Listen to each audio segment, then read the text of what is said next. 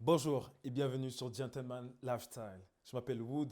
La dernière fois, on a vu les 14 éléments indispensables à avoir dans sa garde-robe. Cette fois-ci, on va voir les 12 éléments pour la compléter. C'est parti.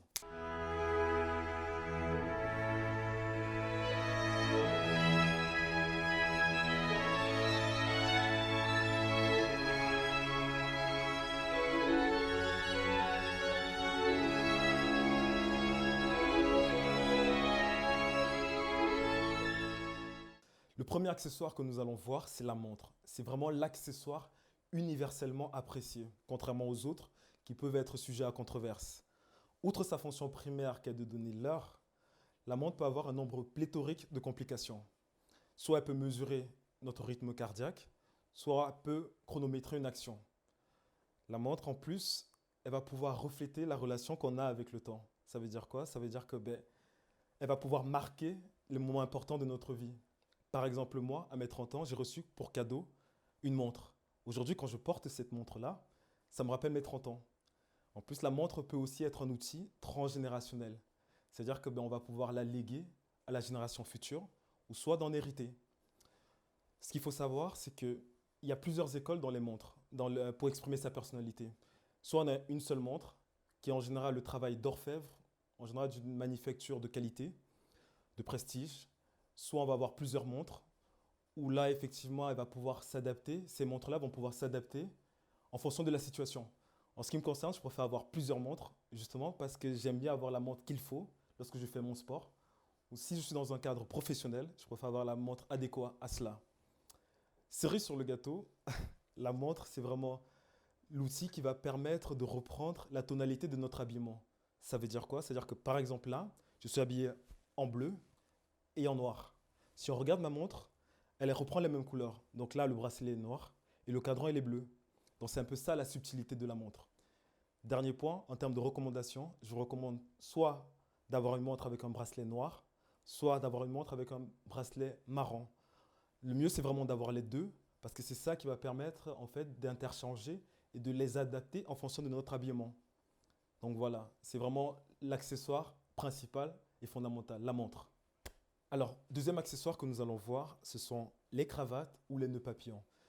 C'est en fonction vraiment de votre convenance, si vous préférez les cravates ou si vous préférez les nœuds papillons. Ce qui est juste important de retenir, c'est que c'est également un bon moyen d'exprimer sa personnalité. Si on est plus dans la créativité, eh bien on va laisser libre cours à notre imagination en matière de cravate et en termes de motifs. Si on est plus dans la sobriété, on va généralement s'orienter vers des cravates plutôt unies en termes de couleurs. Moi, en ce qui me concerne, je préfère avoir des cravates plutôt unies, avec quelques motifs, mais pas de manière pléthorique. Donc vraiment plutôt dans la sobriété. Mais là, c'est plus propre à moi. Ce qu'il faut juste retenir en termes de couleur et de recommandation, c'est qu'il vaut mieux prendre une cravate couleur bleu marine, soit une cravate couleur noire. Le mieux, c'est vraiment, encore une fois, d'avoir les deux, parce que c'est ça qui va vous permettre de pouvoir les interchanger en fonction de l'habillement que vous avez dans votre garde-robe, notamment les costumes. Donc vraiment, soit bleu marine, soit noir. Donc soit les deux, c'est vraiment comme vous voulez. Donc cravate ou nœud papillon. Le troisième accessoire qu'il faudrait avoir dans sa garde-robe, c'est la pince à cravate ou les boutons de manchette. Le mieux, c'est vraiment d'avoir les deux. Concernant la pince à cravate, outre le fait que ce soit vraiment un élément décoratif, ça a vraiment un aspect pratique. Par exemple, lorsque je travaillais dans les tours de la Défense et qu'il y avait énormément de vent, c'est plus agréable d'avoir vraiment cette pince à cravate parce on ne subit pas les conséquences du vent. Donc vraiment, c'est vraiment un outil qui est assez utile. En termes de recommandations par rapport à la pince à cravate, il vaut mieux en avoir trois. Trois pourquoi? Parce qu'il faut un en argent, un en or et un noir. Comme ça, on est sûr de pouvoir couvrir encore une fois les couleurs qu'on peut avoir en termes d'habillement lorsqu'on les porte. Donc, il vaut mieux avoir ces trois couleurs-là. En général, lorsqu'on achète les pinces à cravate, il y a ces trois couleurs-là. Pour les boutons de manchette, c'est également agréable de les porter lorsqu'on a les chemises appropriées pour cela. Donc c'est encore une fois un élément qui va permettre de pouvoir exprimer notre personnalité. Donc pince à cravate et boutons de manchette. Alors le point 4, ce sont les ceintures. Comme on a dit dans la vidéo concernant les indispensables, ce qui est important de retenir avec les ceintures, c'est le fait d'éviter les ceintures ostentatoires. Donc les ceintures style cowboy, c'est vraiment à les éviter. Mais bon, c'est encore une fois à votre convenance. Si vous aimez ce style-là, ben, n'hésitez pas. Mais le mieux, c'est vraiment de les éviter. En termes de recommandations, comme on l'avait dit, c'est vraiment soit la ceinture marron, soit la ceinture noire, parce que c'est ça qui va permettre de pouvoir mieux s'adapter en fonction de son habillement. Donc le mieux, c'est vraiment d'avoir ces deux éléments-là en termes de ceinture. Voilà. L'accessoire que nous allons voir, c'est la pochette. La pochette, c'est vraiment un accessoire qui va nous permettre de mieux exprimer notre personnalité. Si par exemple on n'a pas envie de porter la cravate, lorsqu'on va porter la pochette, on pourra mieux l'accorder avec la tonalité de notre habillement. Si on ne sait pas comment accorder la pochette lorsqu'on porte une cravate ou un costume, le mieux c'est vraiment d'accorder la pochette avec notre chemise et non la cravate. Donc par exemple là, je ne peux pas mettre cette cravate noire avec une pochette tout noire. Donc là, je vais jouer justement avec l'autre couleur que j'ai sur moi, à savoir le blanc. Et là, je vais la garder avec ma pochette. Je vais la rappeler avec ma pochette. En termes de recommandations, je vous conseille vraiment d'avoir une pochette blanche parce que c'est la pochette qui va pouvoir être assez polyvalente en fonction des habits qu'on va avoir dans notre garde-robe. L'objectif aussi dans le fait d'utiliser la pochette, c'est de rester dans la sobriété. Donc, évitez vraiment des choses qui sont trop créatives, à moins que ce soit vraiment votre style. Mais le mieux, c'est vraiment de rester dans la sobriété. En tout cas, ça, c'est le cas pour moi. Et c'est ce que je vous conseille également. Donc, l'accessoire qui reste assez important à avoir, c'est la pochette. L'accessoire que nous allons voir, qui est un accessoire qui nous permet également de bien exprimer notre personnalité, et cette fois-ci avec subtilité, ce sont les chaussettes. Les chaussettes, vous imaginez bien que lorsqu'on a un costume qui est uni, l'espace de créativité, d'expression de notre personnalité est assez réduite, et les chaussettes permettent justement de le faire. Soit vous choisissez des chaussettes avec des motifs vraiment différents ou avec les couleurs, c'est vraiment en fonction de votre personnalité. Il ne faut vraiment pas hésiter, c'est vraiment un espace d'expression qu'il faut vraiment valoriser. Par contre, en termes de recommandations, il faut vraiment éviter les chaussettes blanches, surtout lorsqu'on est en costume. À moins vraiment d'avoir le style Michael Jackson, c'est vraiment à les éviter.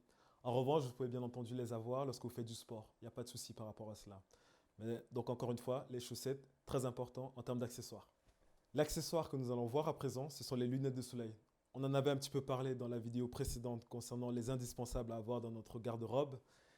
Ce qui est important de retenir avec les lunettes de soleil, c'est le fait il faut vraiment que ce soit à la forme de notre visage. C'est vraiment important ce point-là, comme on avait dit.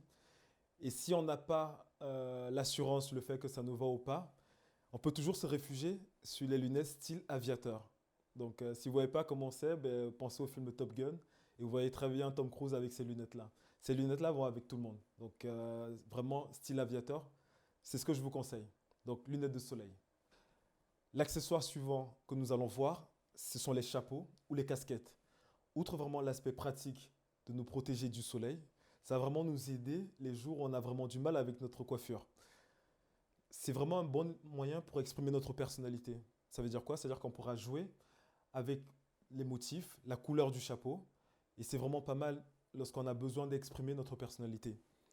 En termes de recommandations, je vous conseille plutôt les chapeaux que les casquettes, mais là, c'est vraiment par rapport à votre convenance. Si vraiment vous préférez les casquettes ou si vous préférez les chapeaux, c'est vraiment comme vous voulez. Moi, personnellement, je préfère les chapeaux. On vient de voir un certain nombre d'accessoires. On va se pencher plus sur les sacs, en l'occurrence le porte-document. Moi, en ce qui me concerne, c'est vraiment le sac que j'utilise dans mon quotidien pour son aspect pratique. Ça nous permet également d'exprimer notre personnalité.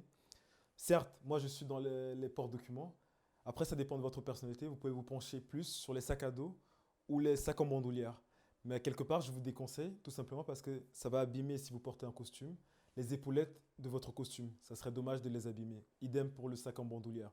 Donc moi, je vous recommande plutôt le porte-document, le style porte-document, parce que c'est vraiment pratique et c'est plutôt élégant comme sac.